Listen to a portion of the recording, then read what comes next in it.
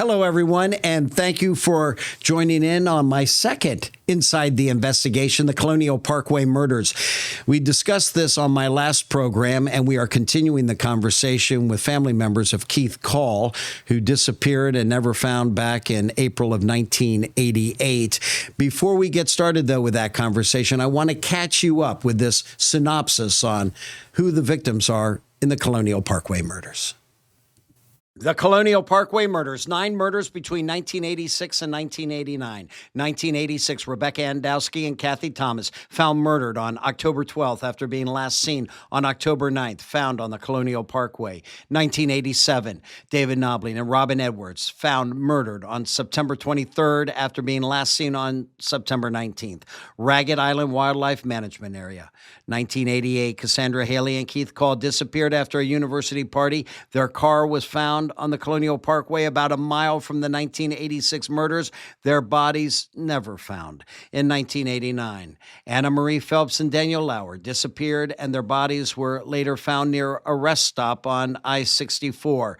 And their bodies found off an old logging road. Also in 1989, Teresa Lynn Howe found murdered hours after leaving a club. We only know about Howe in the end because of her DNA connection to a suspect, Alan Wilmer Sr., identified in 2024 through DNA evidence and also linking him to the 1987 Ragged Island murders of Robin Edwards and David Knobling. And there are folks out there that want to blame Alan Wilmer Sr. for all of the Colonial Parkway murders. Final chapter on that still to be written. But joining me, Keith Call's sister and brother, we have Doug Call and we have Joyce Call-Canada. Are you ready to accept that Alan Wilmer Sr. is responsible for the disappearance of your brother? I ask you, Joyce. I think the odds are very, very high that he was. Yes. Doug? I feel like it probably was, but he probably had help. I do too. Yeah. I do too. What do you think Wilmer did to your brother and Cassandra Hailey? You know, sometimes I don't even want to know. It's hard. I don't know where their bodies would be. We know what's suggested in Inside American Detective, right? I mean, you've seen that. Yes, yeah, and we know what they've suggested there. That he actually put them on his boat and went out to sea. Right. Do you buy that? I know you don't want to. I don't know. I mean, it's a possibility. It is a possibility. Yeah, but how? And they're saying that Alan Wilmer Sr. and he a waterman, okay, and that was the early profile was that this was a waterman. Doug, weigh in on this. I mean, that's what they were saying, and it's interesting to see the FBI's first identification of what type of person you're looking for, and yet it took so long to solve this, and they had Alan Wilmer. Didn't take long because they had it to start with. If they would have stuck with that, if I was Teresa Howe's parents, I'd sue the out of them. I mean, because they let him go, and he went out and killed that girl. I mean, you're exactly right. And they don't want to hear that. No, they don't want to hear that. I mean, they knew from the start, and they let him go. There was. Not only did they let him go, they didn't watch him at all. They just let him run free, and that makes no sense to me. Why are you going to, he's a person of interest, right? I mean, maybe just keep an eye on him a little bit, right? But they just let him run free, and he went out and killed again. Well, they went back, there was a report of, his being a peeping Tom, and they asked him about being a peeping Tom, and he said, well, he admitted to it. He admitted to being a peeping Tom, but not in that part of the Colonial Parkway, in another part of the Colonial Parkway. Right, come on. How badly do you think the ball was dropped? It was dropped really bad. It was. Yeah, but there's no words to describe how bad the ball, and it continues, and it continues. There's a lot that we know that we can't even say out loud, and so many mess ups with the FBI, and all they're worried about, in my opinion, is their egos. Interesting. Do you still have a relationship with the FBI? I know that has there been, communication, obviously, from the FBI to you and the families? Well, so recently... But it's been a rocky road. It's been a rocky road. So recently, our latest is we have a new FBI agent after 11 years and a new special agent in charge out of Norfolk. And they, to me, this is my words, and Bill talks to them more than I do. Bill Thomas, when I say that, sister of Kathleen Thomas, they seem like they're trying to shut us down again. They do not like that we are very vocal. They don't like it. Well, how so? Tell me. Well, have they said so my things to last you? conversation with our newer FBI agent says that they will not contact us unless they have information to give us, and that we can communicate through our victim's advocate. Now, listen here. We have contacted specifically with our agent for over 30-something years, and now they want us to use a victim's assistant. Nothing against the victim's assistant. I want to talk to the agent, not somebody else. And I would think that, because back in January of 2024, and I'm pleased to report that, after our hard work on this story, that we broke the story that the FBI has made a connection. And we feel really good about that. We were the first ones to report that, and we hightailed down to the state police to get the news conference supporting all of that. Now, 29, let's tie. Here's how they catch Alan Wilmer Sr. And we call him Alan Wilmer Sr. because there is an Alan Wilmer Jr. out there, and the family is, of course, very devastated and want to distance themselves from this as quickly and far away as possible. But basically, there was a DNA hit. Okay, Teresa Howell, 29 years old, on July 1st, 1989. And by the way, I should also point out that Alan Wilmer died.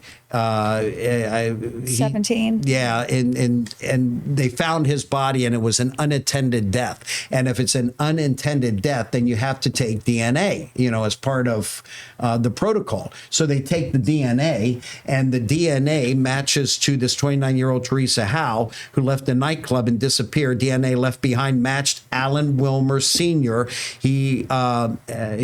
Who was targeted in that. But they then took the DNA matching that and went to the DNA for Robin Edwards, who in the Nobbling Edwards case was sexually assaulted and had been raped, and the DNA was there, and then they were able to make all of that connection, at which point in January of 2024, the FBI calls and says, hey, this is what we have. Yep. But then during the news conference, I said, well, is he responsible for all of them? He goes, this is the only DNA hit we have. Right. Yeah, they didn't And answer your obviously that's questions not in very your well, case did because the bodies were never found. Right. What did you say? We have some DNA. Yeah, but Oh, what do you want to tell us about well, I that? just wanted. The only thing that I know at this point is that it's in a lab and we're waiting for results, which is the norm. We're always waiting for results. Yeah, but there was some DNA. Can you tell us what the DNA was from? I don't dealing with? know. I do not know. It's something I think that maybe they got out of the car or something. I'm not exactly sure. But they have told you that there is DNA sample that, well, obviously they've tested it and there's no positive connection, because wouldn't they have said something? They would have. Huh? Yeah. Right. Okay. Now, have I tied all the ends together? Is there anything else you want to add about that, connecting the dots to this? And, these are 9 cases right here. You are convinced that there are other cases out there. I think so.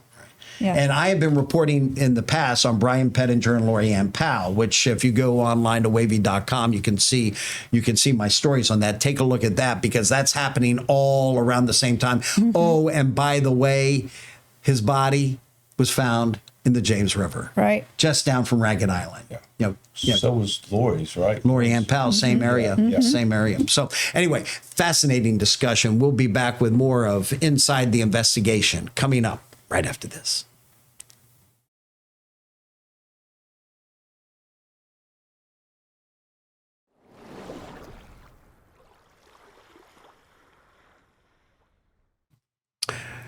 Welcome back, everyone. Let's say, for the sake of argument, that Alan Wilmer Sr. is responsible for all of the Colonial Parkway murders. Okay, so let's run through it based on our knowledge, and let's put him in a position where he could be responsible for each of these. Rebecca Andowski and Kathleen Thomas on the Colonial Parkway, brings in his boat, right? Comes up and takes him by surprise. Your thoughts? That is possible. That is. Or, he could have been in that truck. He was in and out on the Parkway in that truck, too. I don't know how he did it, but I know that he was on the Parkway a lot. Accomplices. He did. Yeah, could have been in the truck, and somebody could have been in the boat. I mean, could very well could have happened like that. I know people personally that have come to me since we live in that area that had him come up to their window of their car. Yes, and it is an American detective. There's a reenactment of that coming up and doing this, and he admits it. So Alan Wilmer Sr. Puts himself at on the Colonial Parkway. Yeah, more than once. More than once. Okay, then we go in 87, September of 87, we go to David Knobling, and this was, of course, the hit Robin Edwards. Right. And we know about this because she was assaulted and his DNA was there, and so they were able to, and this is what started the ball rolling. Exactly. Okay. Now, interestingly, he made mistakes, okay, with the first one, okay? He tried to push the car down into the weeds, and then it got caught, right? And diesel fuel. And never lit. And once again, Waterman, diesel, that was one of the connections, diesel. And then the next one, it was a very messy job on how that played out. Remember, he took Edwards and Knobling were taken down to the water's edge. Right. He starts running away, gets shot twice, once in the head, once in the shoulder, and then Robin Edwards gets shot as well. Right. So all of a sudden, he's starting to perfect what he's doing, if you will. And then in April of 1988, he comes across this car wherever, and there's a dispute as to where it was. Okay. What do you want to say about how he has perfected what he's doing with how we see the Keith Call Cassandra Hailey case? Car up on the Parkway, but no Keith Call or Cassandra Hailey. Again, that lends to Doug, accomplices, because I think that something happened in the parking lot and it had something to do with the van.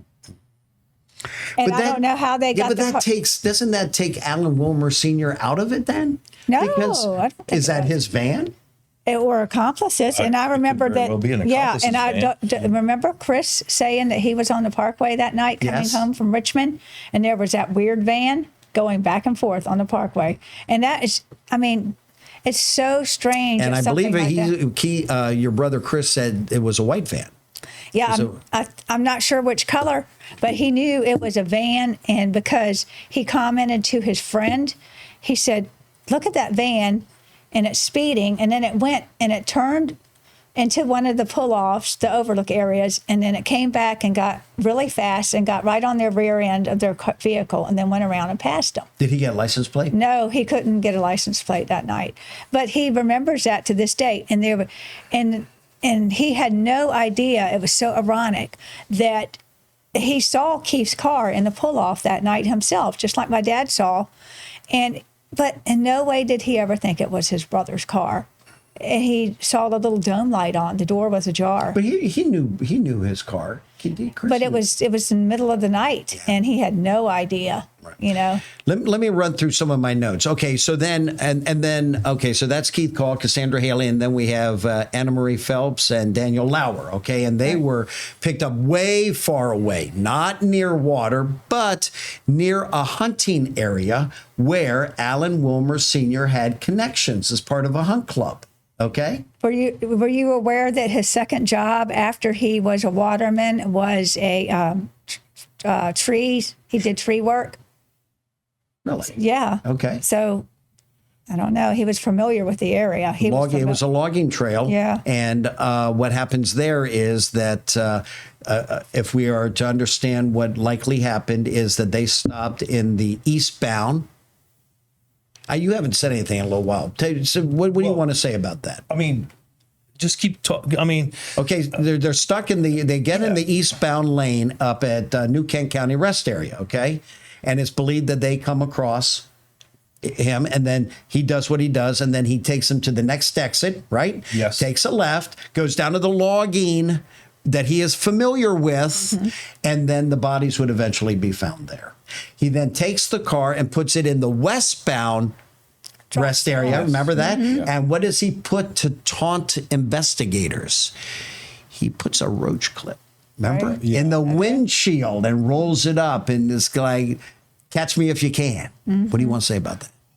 He was probably just trying to change his MO around a little bit, so, it wouldn't be so obvious that he was doing something, it wouldn't be so obvious that it was him. I mean, that's what I feel about it. But they should have caught him before that, anyways.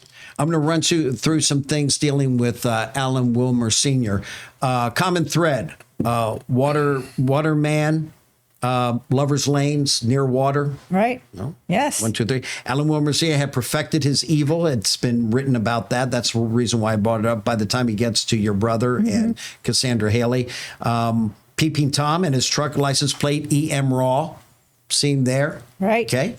Early suspects, FBI, we get a search warrant, goes to his house. He is spray painting his truck and bleaching inside a So car. You talked about obvious. that. Talk about that again. So obvious. I mean, I just remember that being talked about a long time ago. Do you? Yes, I when remember Dad, that. I Yeah, think Dad yeah. told And they us get a something search about warrant. it. So they're on him. Yeah, they were. They were on him. They were. Given a polygraph, passes. But remember, another, I was watching a show, says, well, he was a psychopath. They don't have feelings. They don't have feelings. They don't. And they gave him 2, and it's inconclusive on the second one. So I mean. Right. Given a polygraph and passes a search house, they find a lot of porn, guns, handcuffs. They do. Yeah. Did you read anything Mask into and that? tape. Oh, it's scary. It's horrifying. Yeah. He denies everything.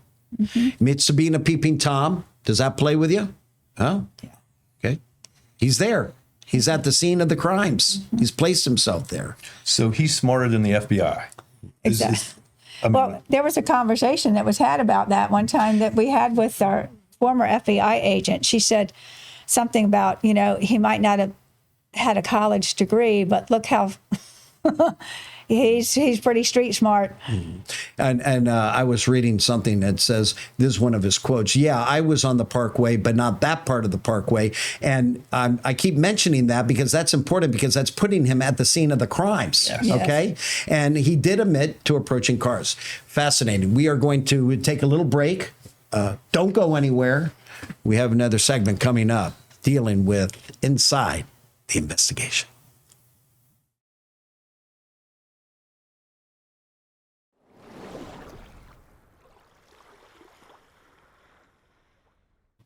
And welcome back to Inside the Investigation, the Colonial Parkway murders. I'm speaking with the calls here, Joyce and Doug. Tell me about how this destroyed your parents. And if I'm overstating destroyed, please let me know. No. I think you might even be understating it. I think the not knowing, just tortured them day and night. I mean, I was in the house and I watched them go through it. It was an awful experience, and they never got over it.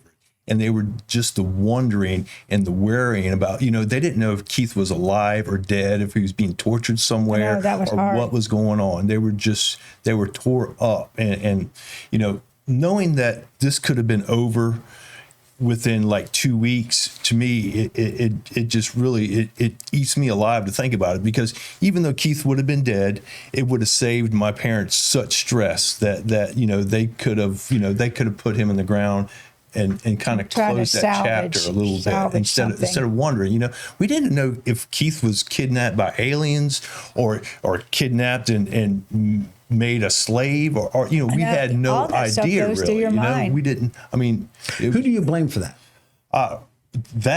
really, the FBI dropped the ball. I mean, that is what it is, and they can't deny it. They can beat around the bush about it, but they dropped the ball. They had them. We've already talked about this. They've had them, and they let them go.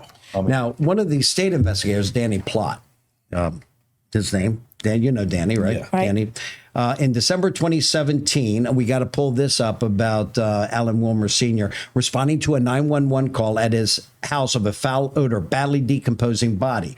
Autopsy shows blocked arteries. His heart stopped, and so did he. Took DNA because it was an unattended death. We talked about that previously. His name was Alan Wilmer Sr., familiar name to investigator Danny Plott.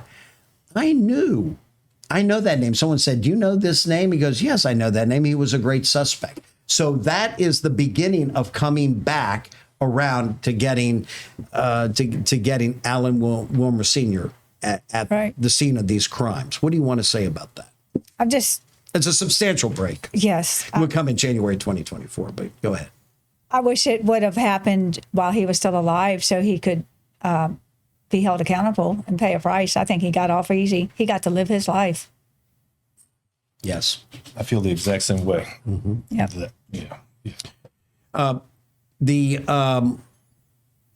Yeah. And Danny Plott, he said that he was a great suspect. Then in January 24, the connections are made with Teresa Howell. Right. The DNA because Robin Edwards had been raped, so they were able to tie that together, and then everything started coming together. But I want to know, going into the future, are you completely satisfied and at ease that this has finally come to an end? No, it hasn't come to an end for us. No, I'm happy Do you for think the their FBI family. thinks it has come to an end? Well, The I easy think, thing is to say, oh, he's responsible for all of them. and that's easy, but see, I think that's why they're trying to shut us down a little bit because they're tired. I don't know what it is, but it has not come to an end for us, and we're not going to ever stop trying to find out what happened. Now, we don't have closure in our case, and I'm very happy that the Noblings and the Edwards do. I mean, we kind of all have stuck together and been support for each other through the years, but we don't have any closure yet. The Calls and the Haileys don't. No, we don't. And we don't know what happened. And Phelps Lauer. And Phelps Lauer. Right. And then, so what are these? These are put out, Bill Thomas. And Christian Dilly put those out. They put these out, and these are about the Colonial Park to keep it out there. Oh, and, yes. Bill Thomas has been very instrumental in keeping. He's kind of like been the spokesperson. Yeah, the spokesperson and the guy beating the drum. He has been. He's been great. Keeping the word out there and getting things to happen and keeping 10 on your side, right? Right. Continuing to cover. And then they also put this out with all the people, these wonderful souls And who we have can been kind lost. of give them out if we need. Yeah. Yeah. So anyway, we'll set you up on wavy.com for all that. And we'll also give you some of the links to some of the shows I've been asked to be part of, 2 of them, Oxygen Network and American Detective. Right. And you can see a very young Andy Fox there, which every time I hear my voice, I cringe.